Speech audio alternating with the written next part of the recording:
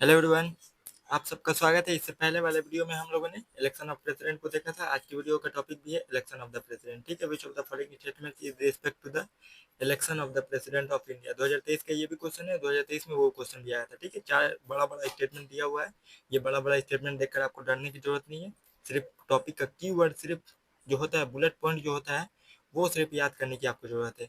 वो क्वेश्चन चीजें याद करके रखिएगा, एकदम इजीली क्वेश्चन ये सॉल्व हो जाएगा। ठीक है, इससे पहले वाला इलेक्शन वाला वीडियो देख लीजिएगा, उससे ये क्वेश्चन आधा सॉल्व हो जाएगा। ठीक है, और आधा जरूरत पड़ेगा। ठीक है, चलिए स्टार्ट करते हैं। पहले टॉपिक को एक्सप्लेन करूंगा, उसके बाद से ये क्वेश्चन सॉल्व करेंगे। ठीक है, जैसे हर वीडियो में करते हैं।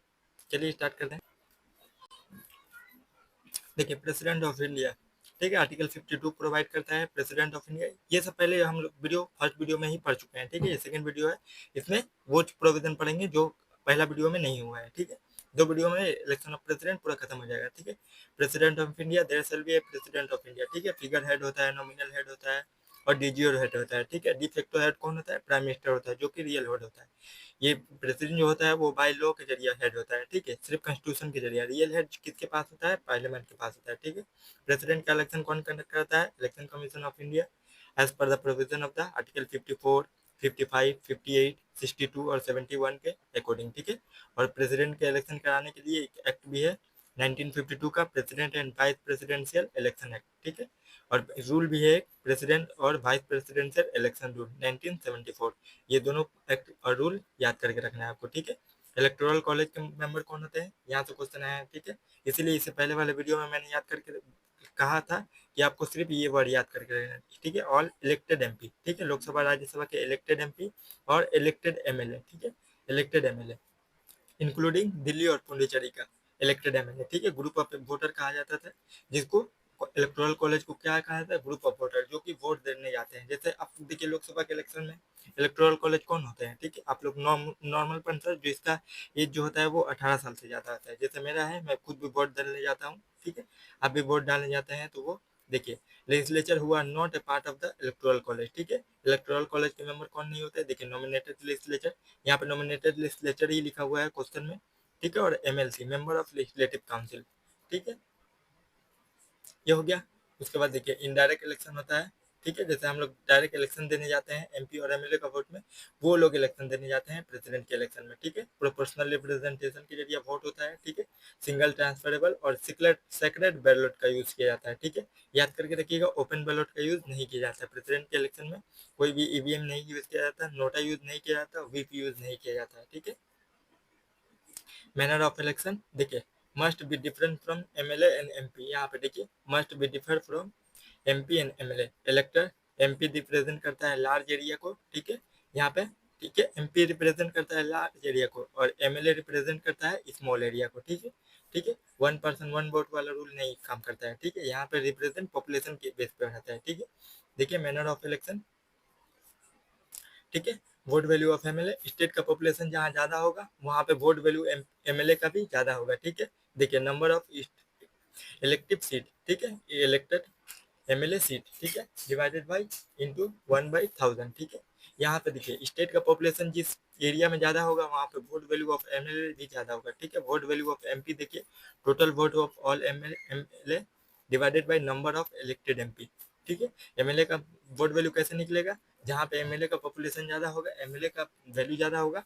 ठीक है, जहाँ पे देखिए पॉपुलेशन यहाँ पे ज्यादा हुआ, पॉपुलेशन के बेस पे एमएलए का वोट वैल्यू भी ज्यादा हो गया। ठीक है, वोट वैल्यू भी ज्यादा हो गया। जैसे यूपी का पॉपुलेशन 20 लाख है तो वहाँ का वोट वैल्यू भी ज्यादा हो गया। ठीक है, एमएलए का वोट वैल्यू ज्यादा हो गया तो उसके बेस पे देखिए एमपी का भी वोट वैल्यू ज्यादा हो गया। ठीक है, क्योंकि यहाँ के देखिए, वो यहाँ पे जैसे बिहार में मान लीजिए 40 सीट है एमएलए का। ठीक है, 40 सीट के हिसाब से, उसका 40 सीट का पॉपुलेशन के हिसाब से निकला। ठीक है, वहाँ पे देखिए total vote of all MLA.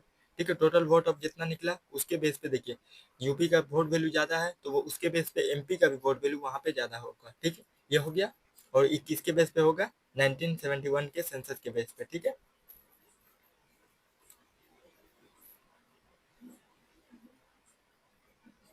यहाँ पे देखिए, केरला का वोट वैल्यू देखिए 152 है, मध्य प्रदेश का वोट वैल्यू देखिए 131 है। ठीक है, देखिए केरला का वोट वैल्यू जो है वो ज्यादा है, क्यों? इसलिए क्योंकि वहाँ का पॉपुलेशन भी ज्यादा है। ठीक है, ठीक है, उसके बाद देखिए आंध्र प्रदेश का वोट वैल्यू देखिए इतना है, ठीक है। सिक्किम का वोट वैल्यू देखिए 7 है, ठीक है। क्योंकि एमएलए का वोट वैल्यू यहाँ पे कम है, ज्यादा है, इसी वजह से यहाँ पे देखिए एमएलए का वोट वैल्यू कितना है, 230 है मध्य प्रदेश में, इसी वजह से यहाँ पे एमपी का भी वोट वैल्यू ज्यादा है, ठीक है। ये हो गया proportional representation, single transferable vote, ये वाला क्वेश्चन देखिए, यही वाला क्वेश्चन मैंने दिखाया था ना, ठीक है। देखिए consider the following statement with respect to the election of the president, वहां से सॉल्व करते हैं, यहाँ पे सॉल्व किया हुआ है, ठीक है।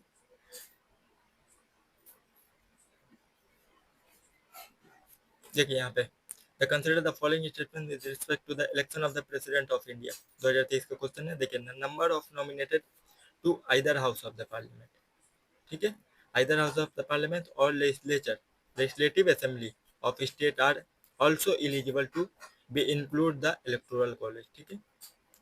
Electoral college, nominated member, keyword को पहचानने की कोशिश कीजिए, ठीक है। 4 चीजें आपको लगाना है क्वेश्चन सॉल्व करने से पहले, पहले कीवर्ड को देखिए, हर एक वर्ड को देखिए, ठीक है, हर एक वर्ड को देखिए, कॉमन सेंस थोड़ा सा लगाइए, ठीक है, एलिमिनेशन टेक्निक यूज किए अगर पॉसिबल है तो क्वेश्चन में, ठीक है, उसके जरिए क्वेश्चन सॉल्व हो जाएगा, ठीक। यहाँ पे नॉमिनेटेड लिखा हुआ है, ये स्टेटमेंट गलत हो गया, ठीक है। देखिए higher the number of elective assembly seat, higher the value of vote of each MLA, ठीक है। असेंबली का सीट होगा ज्यादा तो वोट वैल्यू भी ज्यादा होगा, ठीक है। The value of vote of each MLA in Madhya Pradesh is greater than that of Kerala, ये स्टेटमेंट भी इनकरेक्ट है, ये स्टेटमेंट भी इनकरेक्ट है, ठीक।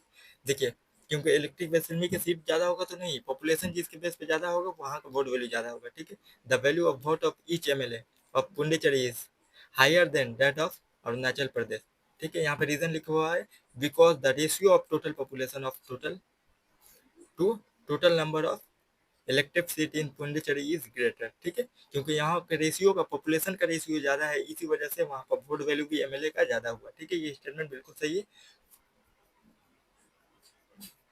ठीक है। तो आंसर क्या होगा, ओनली वन, ठीक है, ओनली वन, सिर्फ फोर्थ वाला स्टेटमेंट सही है compare to the Arunachal Pradesh, क्योंकि वहाँ का पॉपुलेशन ज्यादा है इसी वजह से, ठीक है। डिटेल एक्सप्लेनेशन हो गया आज की वीडियो में, अगले वीडियो में मिलते हैं, थैंक यू, बाय बाय।